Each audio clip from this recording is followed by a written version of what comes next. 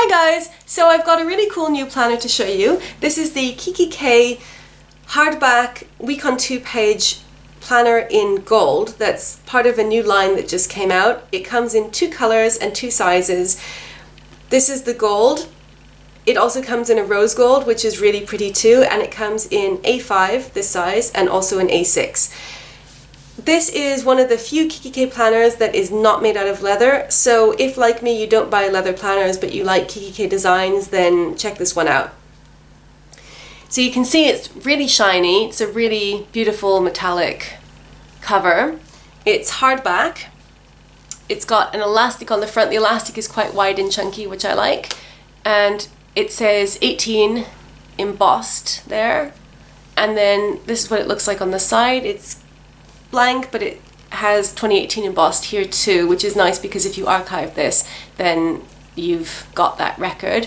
And then this is the back, so it says kikki at the bottom there, and this is the back of the elastic, and then it has this little information label, which I will take off in a minute. So when you open it, you've got this little polka dot design here on the ends piece, and it's made out of thick cardstock, and then it says 2018 Make It Matter, Ju det mening in Swedish, and it's got a little blurb about kikki, and then it has some information about treats that you get when you have a kikki diary. So they actually have some information at the beginning of every month for something that you can click on to, well, you can't click the actual planner, but you can type it in, and then you get some kind of treat at the beginning of every month, or an offer.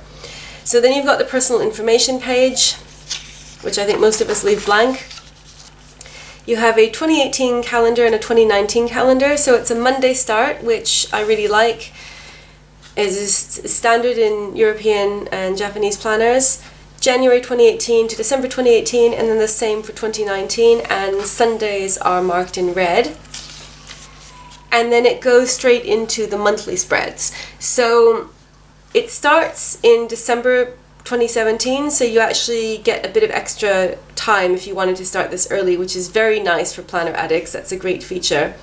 So again, a Monday start, which is my favorite, and Sundays are in red. And this is a really nice monthly layout because it has enough boxes for every day of the month, no matter where the month starts, if that makes sense. So this one actually has 1, 2, 3, 4, 5, 6. They all have 6 rows. So you never end up with a situation where you've got one box that's got 2 days split, which can be kind of annoying if you use your monthly spread a lot. It's an interesting layout because you've got the days of the week on the left-hand page, and then you have Saturday and Sunday on the right, and then you have a lot of space for notes. It's got a lined notes section.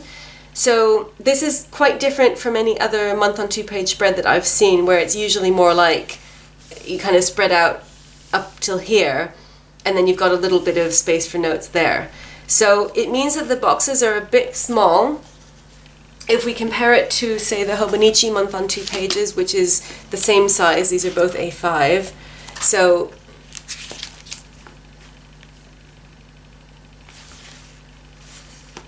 if you have a look at that, you can see that the Hobonichi boxes are quite a bit bigger because they've got 3 days on one page, 4 days on the other, and then a narrower strip for notes, as opposed to this one, which has got 5 days on one page and 2 on the other, and then notes. So it's just a different layout, but I think it's quite a nice one. And they include days from the previous month or the following month that fall in the same week, and those are grayed out. So it's a very nice layout. It's also a very nice font. It's a sans serif font. It's very clean, very minimalist looking. I really like it. And then you go into your weekly spreads, and this is one of the things that appealed to me about this planner, is that it has a very interesting weekly layout. So it's a vertical layout, but it's got the 4 box per page design, which you don't see very often. So at the top left you have a space for notes, and then you have Monday, Tuesday and Wednesday, each has a box of equal size, very important, and then you have Thursday, Friday, Saturday and Sunday at the bottom. So this is quite unusual in that normally for vertical layouts you see the narrow columns, and I really like this one because it's kind of like the best of both worlds between vertical and horizontal, if you don't need a timeline, that is. It gives you enough space that you can write more information than in the typical vertical column, which can be a bit squished, but it's not a horizontal layout, which I myself find a little bit confusing. And I know that there are other, obviously there are team horizontal and team vertical, but if you like something that's a little bit of a fusion, I think this is a very nice option. So each day is split into AM and PM, and then it's got a line for birthdays. So this is an interesting way of doing it. It's kind of reminiscent of the Erin Condren / Happy Planner style, where you've got the 3 boxes and, they used to be divided into morning, afternoon, and evening. So it's dividing them into times, but it's just got 2 AM and PM. So I could see for some people that this would be quite useful, and for others it would be frustrating and they would ignore it. So for what I'm using this for, I like it. I'm basically just using this to write down the highlights of the next day, things that I would like to do. So a kind of self-care planner where I'm trying to give myself a nice thing to do, to look forward to every day. So for AM, I'll write something like get oat latte from Starbucks, and then PM, like, go out to dinner or listen to music or something like that, like something nice that I know is coming up the next day so that I can remember to focus on it. So it works really well for that. But for me, if this were a main planner, I would not really like this division because I tend to get up late and stay up late. So if you're like that, then AM, there would be a lot of wasted space for AM that you might prefer to use for more PM. But it's very easy to block it out if you didn't want to use it like that. You could just put, some stickers or washi here, and then you could use it however you want. It's lined, so, you really do have quite a bit of flexibility. It's also a very plain, minimalist layout, so if you wanted to decorate it, you could. And I know often people are worried about putting a lot of stickers in bound planners because of them getting too chunky, but in my experience, if you saw my Leuchtturm last year that I totally decorated and filled with stickers, it was fine and it survived the year perfectly in good health. So, I think that's definitely an option. So another quirky thing about this is how it's got a line for birthdays, which I think is funny because probably most people wouldn't, like on most days, you wouldn't have a birthday to write there. So I would have preferred if they just left that blank and left an extra space, just for writing whatever you want. So it's funny that they've allocated it specifically to birthdays, as opposed to, like, say something that a lot of people track every day is the weather. So to my mind, they could just as easily have written weather there, but I think it would have, been best if they just left it blank so you could decide what you wanted to do with it. But again, it's totally fine. It's not a big deal at all. And I really like the fact that each day has its own box, so no shared weekend, which is unusual for kikki because there are other bound planners that I've seen generally have a shared weekend, so this really stands out. A funny thing about this is that the boxes in the top half seem to have one more line than the boxes in the bottom half. I think that the ones in the top half have 13 and the bottom have 12. So if you see here, 1, 2, 3, 4, 5, 6, 7, 8, 9, 10, 11, 12, 13, 14 with the birthday line. And then here you have 1, 2, 3, 4, 5, 6, 7, 8, 9, 10, 11, 12, 13 with the birthday line. So that is really odd to me. I'm not sure why they didn't just move this up a little bit more or put week 48 up here so that these would be equal, or remove some of this space, use it for the extra line, and then put the quote up here. But anyway, that it doesn't really matter, it's just a little bit odd. And then, as I've just mentioned, you've got a quote down here at the bottom. So this one is, "Nothing happens unless first we dream," Carl Sandburg. And Sundays are in red. So that's your weekly spread. And then it continues on for the rest of the month. And then you get another monthly spread. So keep in mind here that this is the same design as, say, the Erin Condren hardbound planner, where the months are interspersed with the weeks, which I personally don't like as much as the design where they have all of the months at the front, like in the Hobonichi. Especially because in a planner like this where you don't have tabs, you kind of have to search around to find the next monthly. But it does have 2 bookmarks. So if you wanted to, you could keep one bookmark on the month and the other one on the week. So it's not a big problem. I think the bookmarks solve that issue. And the monthlies are the same throughout the whole year. So one thing that it does that is useful to keep in mind is that it labels public holidays in various countries. So for example, December 25th, it has Christmas Day, then December 26th, Boxing Day, and then it lists the countries where Boxing Day is a public holiday. So they seem to be, the countries that they list are Australia, New Zealand, UK, Sweden, Hong Kong, US, I think that those are the ones. So here it has New Year's Eve. So that, they always put that information in the line above where it says AM. I didn't point this out before, but you can see in your little daily box, it's got a blank line and then it says AM. So if there's a public holiday, they'll put it in the box above the AM. But if it goes over onto two lines, then they take away the AM label. So you can see your Boxing Day is on one line and then it says second day of Christmas on the next line. So keep that in mind, because the holidays sometimes, if they take up two lines, they can actually take up quite a bit of your writing space. And every week has a quote, so that's nice. And then every week, as you can see, labels, it gives you the week number as well as the month.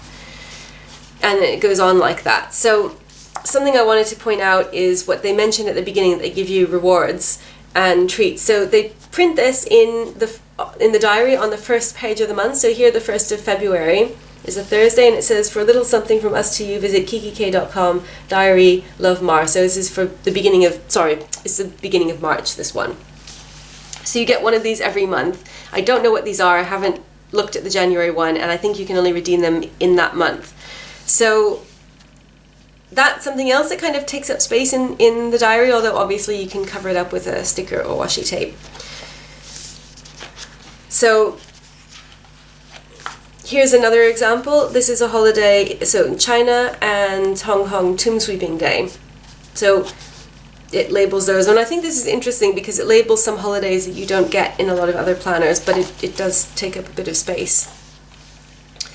So it carries on like that through the whole rest of the year.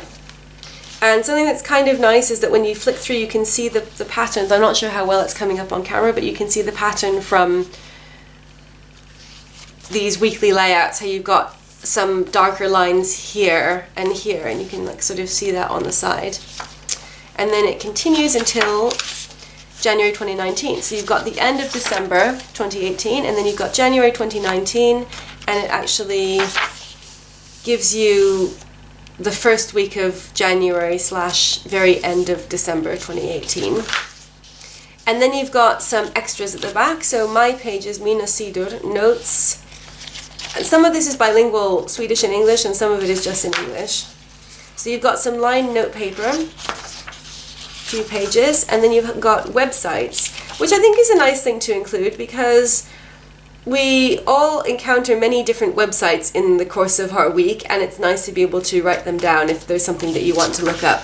So it gives you 1 page of that, then a wish list, movies, books, restaurants, and bars. So 1 page for each, which I think is also nice, because these are things that either you can write down movies that you want to see or track movies that you have seen. So I think I would probably write down movies that I want to see, because James and I have started going to the cinema once a week. There's a cheap cinema night on Monday nights, and so we've started going to that, and that has really been great, and every week I look forward to it. So it's nice to be able to write down things that are coming up that you're thinking you'd like to see.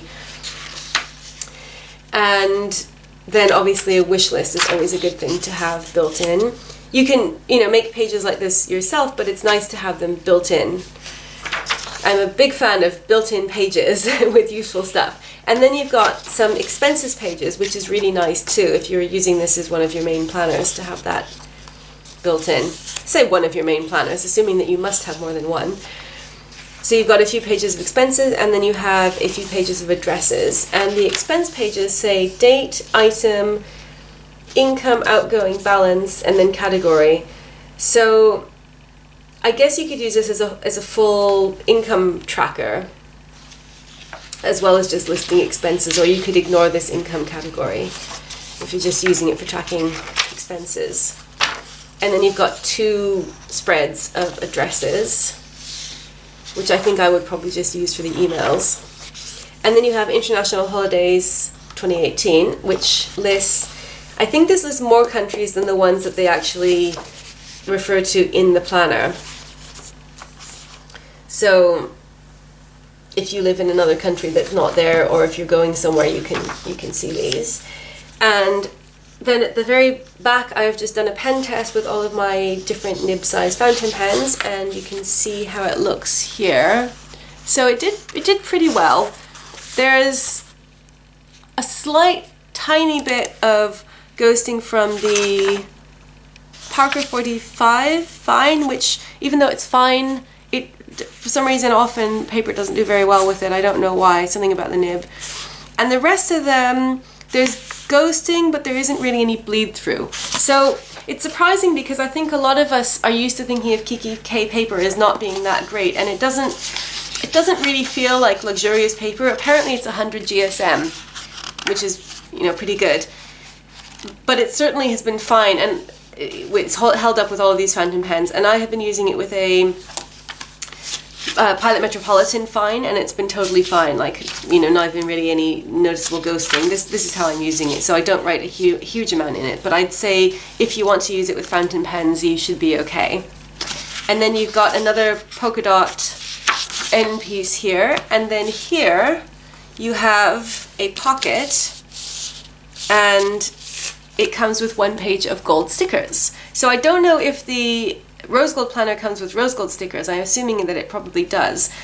And it says Life's Little Stickers, and then it's got some icons and then some labels like important to do, holiday party, meeting, etc. So these are quite nice because they're, you know, a good size and they match. But obviously, if you want to be using stickers, you've probably got a whole bag full of Mambi value pack stickers like I do, and you'll be using them too. So this fits into the pocket here. So this is an interesting pocket because it's not the kind, let me see if I can take this off. It's not the usual type that you get in bound planners that opens from the side. It's a top-loading pocket, so that's kind of interesting because it's a bit different. And unlike most of the other bound planners, it doesn't have a reinforced gusset here. This is just made out of cardboard, so you probably want to be a bit careful with this because it won't really stand up to a lot of use. But because it's top-loading, you probably just stick something in and not really be moving it around too much. So that's that, and then this is the back. It doesn't have a pen loop, but it fits. It works perfectly with these clip-on pen loops like this one, which I got from Amazon, or you know, you could use any kind of clip-on pen loop. This, I really like this one because it's gold, so it just clips on like that and it just matches perfectly. So that is the kikki A5 gold hardback week on 2-page planner. It's a really, really nice option if you want something simple and streamlined with an unusual weekly layout. So I hope this was helpful. Let me know if you've got any more questions. And as always, thank you so much for watching, and I'll see you again soon. Bye!